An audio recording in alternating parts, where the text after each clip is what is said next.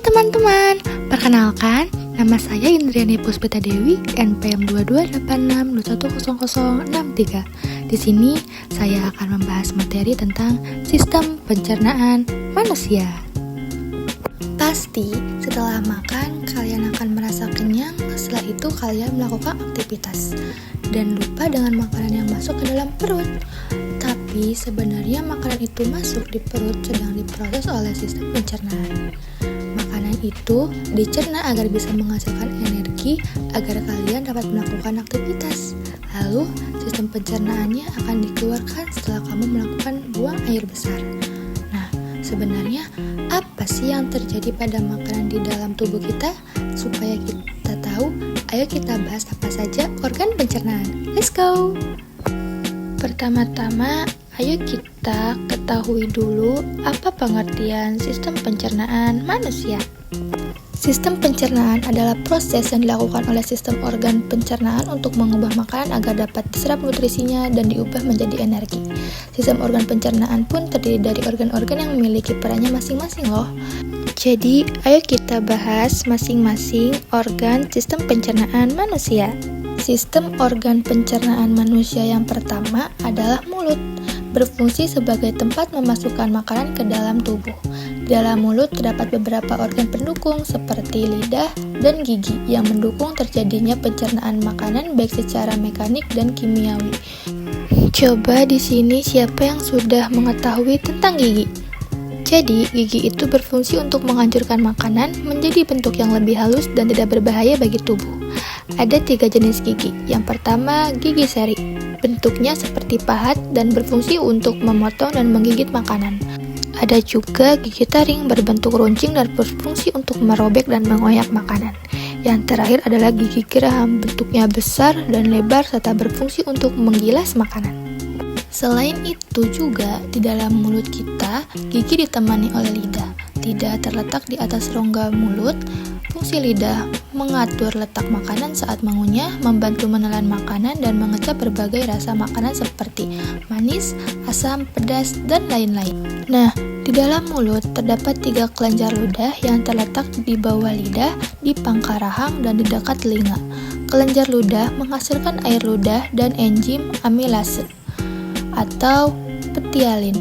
Enzim ini berfungsi untuk mengubah zat tepung atau amilum menjadi zat gula dan glukosa setelah dari mulut makanan masih melewati proses yang panjang. Setelah dari mulut, makanan kita menuju ke kerongkongan, yaitu saluran berbentuk tabung sepanjang 20 cm yang menghubungkan antara rongga mulut dengan lambung. Di dalam kerongkongan terjadi gerakan peristaltik, yaitu gerakan meremas-remas yang dilakukan oleh dinding kerongkongan mendorong makanan masuk ke dalam lambung. Maka tujuan selanjutnya adalah menuju lambung, yaitu organ pencernaan yang paling elastis.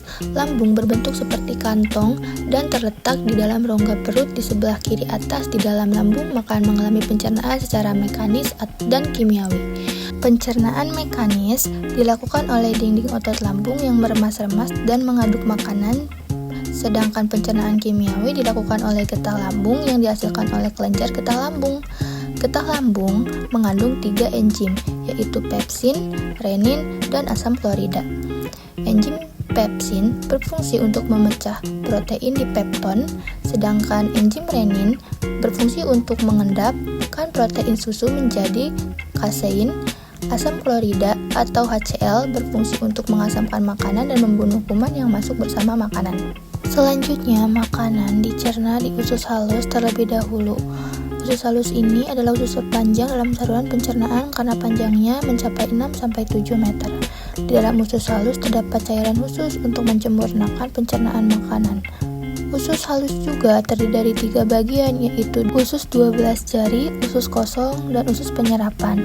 Adapun fungsi-fungsinya yaitu usus jari atau sering disebut duodenum memiliki panjang kira-kira 2 cm. Usus 12 jari mencerna makanan dengan bantuan getah pankreas dan getah empedu. Getah pankreas dihasilkan oleh kelenjar pankreas. Getah pankreas mengandung enzim berikut, yaitu enzim amilase mengubah zat tepung atau aminum menjadi zat glukosa. Enzim tripsin berfungsi mengubah pepsin menjadi asam amino. Selanjutnya ada enzim lipase berfungsi mengubah lemak menjadi asam lemak, dan gliserol. Kalau getah empedu dihasilkan oleh hati dan disimpan dalam kandungan kantong empedu, getah empedu berfungsi untuk menghancurkan lemak. Selanjutnya, usus kosong atau jejunum terletak di antara usus 12 jari dan usus penyerapan. Usus kosong memiliki panjang sekitar 2,5 meter dan berfungsi untuk mencerna lebih lanjut makanan yang telah dicerna oleh usus 12 jari. Terakhir adalah usus penyerapan yang merupakan tempat penyerapan sari-sari makanan. Di seluruh permukaan dindingnya terdapat ujung-ujung pembuluh darah. Menyerap sari-sari makanan, kemudian sari makanan diedarkan melalui aliran darah ke seluruh bagian anggota tubuh. Jadi, makanan yang kita makan kembali ke tubuh kita, habis itu sisa makanan yang dicerna pasti berlanjut ke usus besar. Nah, usus besar berfungsi menyerap cairan vitamin dan mineral dari sisa-sisa makanan yang telah diserap oleh usus halus. Pada usus besar terdapat bakteri yang berguna untuk tubuh yang bernama bakteri E. coli yang berfungsi untuk membantu proses pembusukan sisa makanan. Proses pembusukan sisa makanan akan menghasilkan kotoran atau yang kemudian dikeluarkan melalui anus. Organ terakhir yang bernama rektum adalah ujung muara dari usus besar yang berfungsi sebagai tempat penyimpanan feses sementara. Ketika rektum diisi penuh oleh feses, maka saraf akan mengirimkan respon kontak yang menimbulkan rasa ingin buang air besar.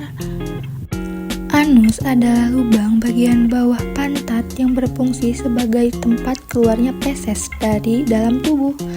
Jadi, begitulah proses yang terjadi dalam sistem pencernaan tubuh kita. Seenak-enaknya makanan yang kita makan, ujung-ujungnya akan kita keluarkan lagi. Tapi ingat, ada juga sari makanan yang menyebar menjadi energi untuk tubuh kita. Jadi, itulah sistem kerja organ-organ sistem pencernaan pada manusia. Sekian dari saya. Assalamualaikum warahmatullahi wabarakatuh. Terima kasih.